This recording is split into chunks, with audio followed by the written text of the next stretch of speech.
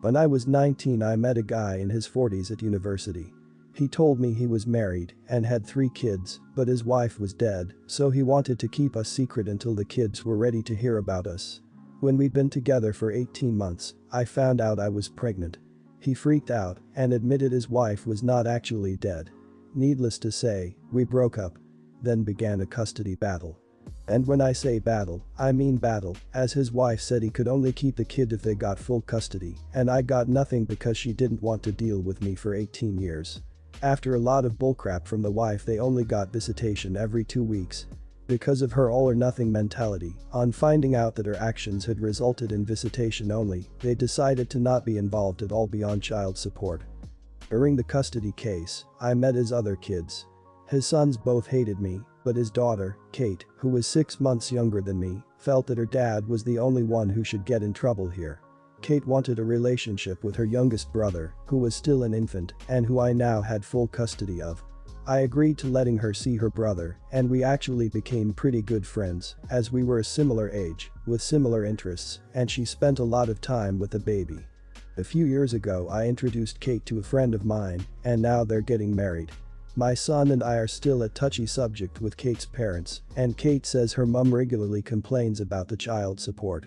However, Kate wants her little brother at her wedding, and she and the groom both want me there.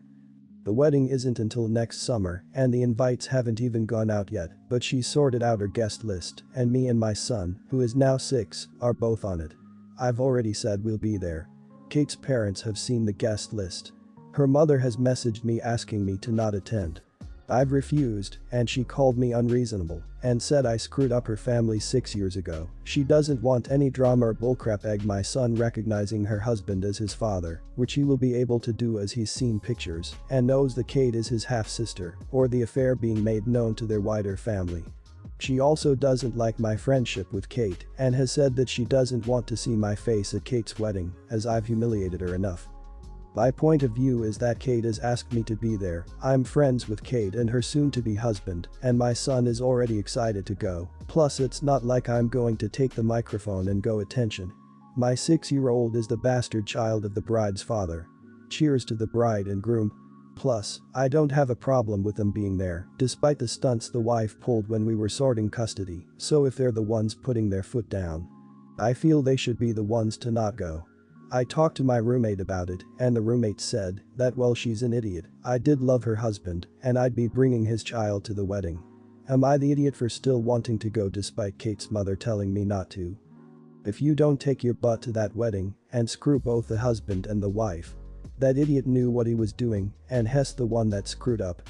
His daughter is right, he should be in trouble, not you. Tell them to kick rocks and blow bubbles. At the end of the day you would be hurting the bride and groom who are your friends. If the wedding is ruined, it'll be due to them being idiots. You better take your cute butt to the wedding, support your friends, and allow karma to take over. If his family finds out he's a cheater, he deserves it. And before I forget, not the idiot. This is something you need to discuss with Kate and her fiance. Although they want you and your son to attend, it sounds like there is the very real possibility that her dad and mom will cause a scene and upstage the whole wedding. Kate and her fiance need to decide if they are okay with the wedding potentially being about this family drama and not about their nuptials. Not the idiot. This is Kate's decision. If she ends up disinviting you to appease her mother, try not to be hurt. Otherwise, go if you want and let Kate deal as she prefers. By the way, I have never understood women who blame other women for stealing their men, like these men are inanimate objects that someone just walked off with. I'm from the, if he chooses to be with you, he's all yours school. Okay, so before I get into this I feel like I need to explain my family situation because it's unconventional to say the least. Apologies if this is boring to anyone, feel free to skip the first paragraph if you don't care. In the 80s, my mum married her first husband and had my sister, we'll call her H, who is now 32. They divorced in the early 90s because he was unfaithful, and she met my dad and had me in 96. My dad died shortly after I was born, and in the mid-00s, she reconnected with her first husband and they got remarried. H and I have never really gotten along. She was always very jealous of me because she didn't like sharing mum's attention and we had very little in common because of the big age gap. She was also just pretty mean to me throughout our youth. I chalk most of it up to the fact that, in the eyes of her dad, she can do no wrong, and she's basically spoiled rotten by him. Mum didn't like to argue with my stepdad too much, so ultimately H always ended up getting her way. An example of her behavior: when I came out, our mum threw a little party for me. H didn't like that she wasn't center of attention and threw a huge tantrum because our mother told her she wasn't allowed to cut the cake. She was 27 at this time.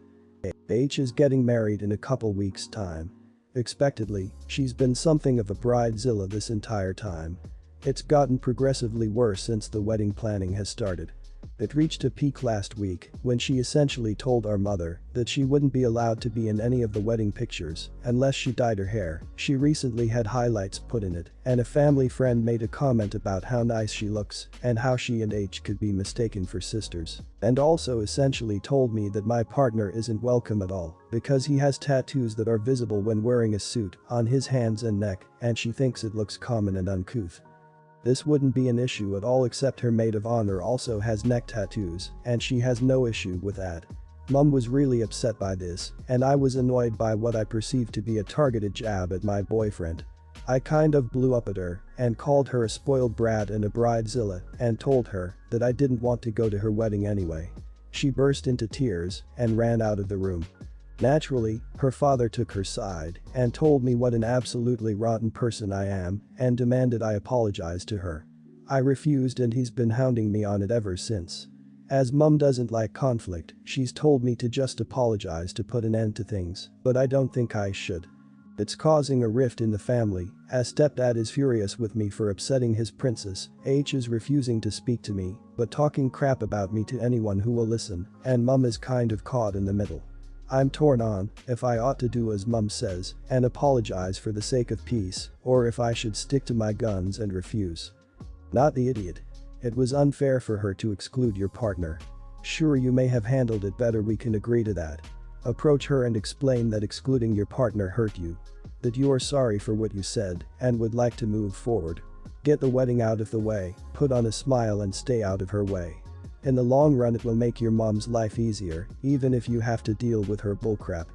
Her behavior is unacceptable, and it's unfair of your parents to not acknowledge her behavior is wrong at all and put it all on you, but I do think you should consider that if you don't make up and attend her wedding, your relationship will probably be damaged forever. If that's something you are fine with, that's cool. If not, I'm sorry I called you names, but you were insulting my partner and I felt I had to defend him. I hope I can still be there to celebrate with you, but if you aren't going to include my partner, I don't feel I can attend.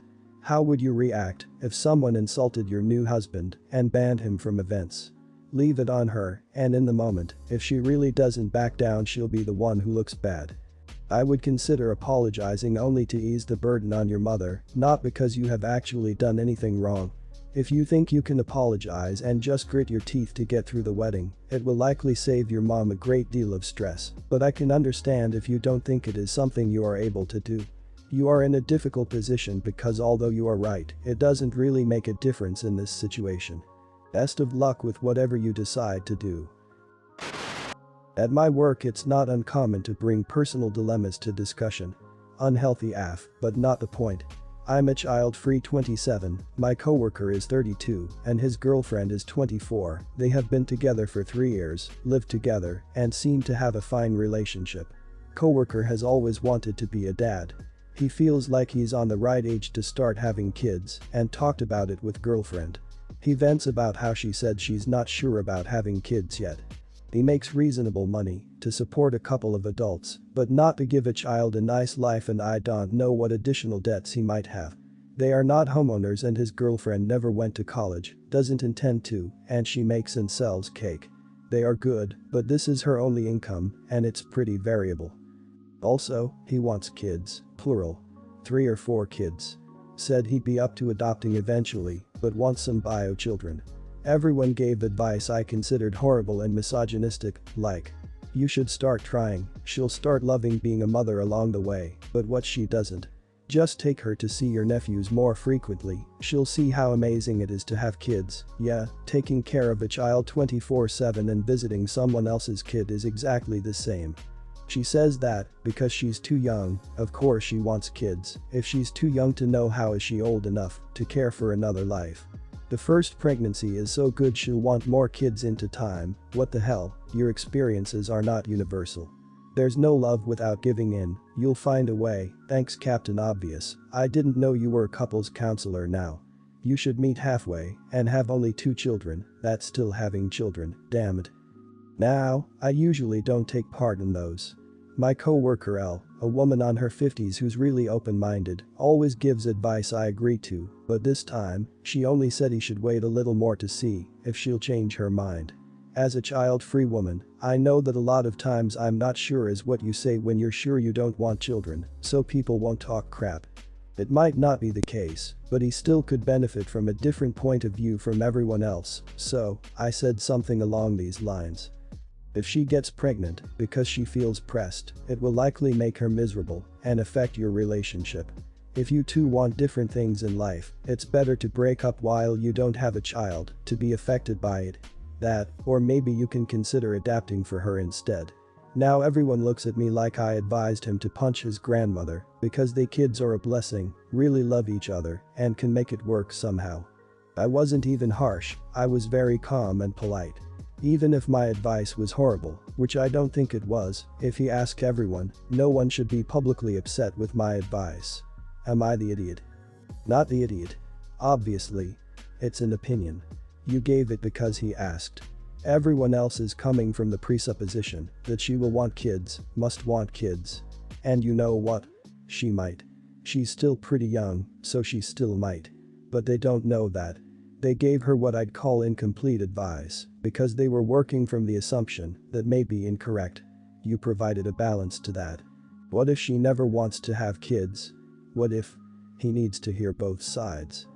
Not the idiot, but I think the elephant in the room is that your coworker and his girlfriend are fairly far apart in age.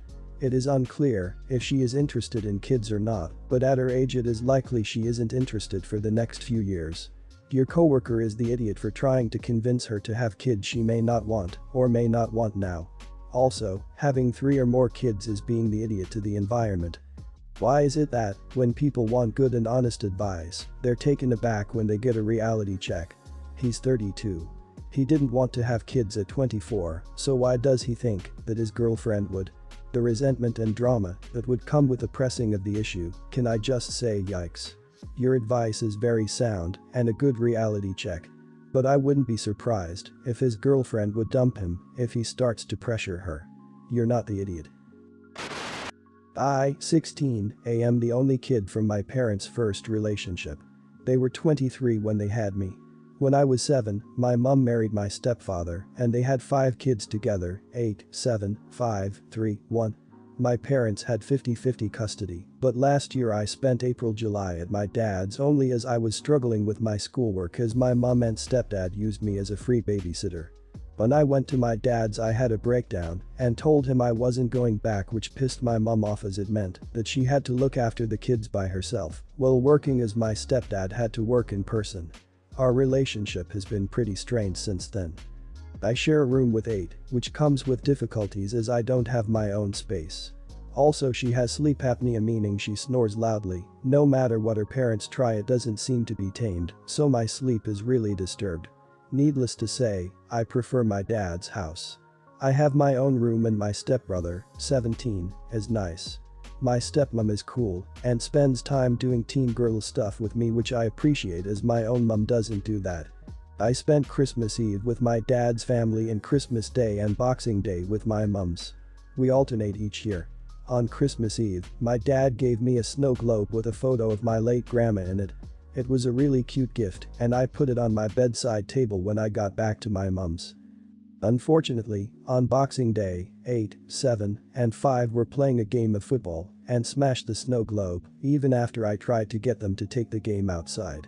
Mom and stepdad were out doing the shopping with the 2 youngest, so I had to deal with it. After sweeping up, I scolded the kids and told them you didn't listen to my instructions. Football is an outside game and now you broke something precious to me, and because of that you need to pay for the consequences. I took a $5 off each of them so I could get a new snow globe. While they were upset, they seemed to understand and apologized. Well, I packed up my bags and got ready to go early to my dad's house. My mum was livid at me for taking money off my siblings, but when I offered to give the money back and she refused. Now my mum's week is beginning and I'm refusing to go. She turned up at my dad's house and started begging as school is going online again and she can't risk her job with the kids at home. I told her I can't risk my A-levels. She said that she misses her relationship with me, how we were close once, and what went wrong. I said what went wrong: 5 times you forgot to wear a rubber and made me deal with the consequences. I have no space, no sleep as your child snores like a truck, and I am used as a babysitter, even when it impacts my own education. My stepmom, who was the only other person home, tried to deal with it, but my mum called her a manipulative idiot for stealing her daughter. My stepmom closed the door, but told me I need to be more polite to my mother as she must be stressed with all the kids, but says she understands my position. Am I the idiot? Not the idiot. Making a child take on parental duties is called parentification and is considered a form of abuse. Your mother and stepfather chose to have 5 children, and you deserve to be able to concentrate on your education, not playing parent to your step-siblings. Honestly, if you don't get out now, I'll bet the demands on you to stay will continue, for you to put off college for a few years to help with the kids, etc. Your mother only has her own convenience in mind, she does not care for your welfare. If she did, she would not be making you into the third parent. You do not have any children, and so it's not your job to care for children, especially because it's not a paid position. Also, at your age, I completely understand that you feel the need to have your own room so that you have space to work and relax all alone when you need it. Your mom might be in trouble, however, it's not your problem. I do agree that you could have been more polite to your mom, but at the same time I get that you were so fed up all your frustrations came out at that moment. Not the idiot, you are a child yourself, you aren't supposed to contribute money to the family. You didn't have 5 kids with no way to take care of them. You shouldn't have been forced into that situation to begin with. Since you're 16, I don't know what your parent co-parenting agreement is, but if your mom tries to enforce a custody agreement, let her know that you aren't going, since 16 is old enough to make that decision. If she threatens to take your dad to court, let her know that even if she had a good case, it would be possibly a year or more till she can even get into court, by which point you are going to be even closer to being 18.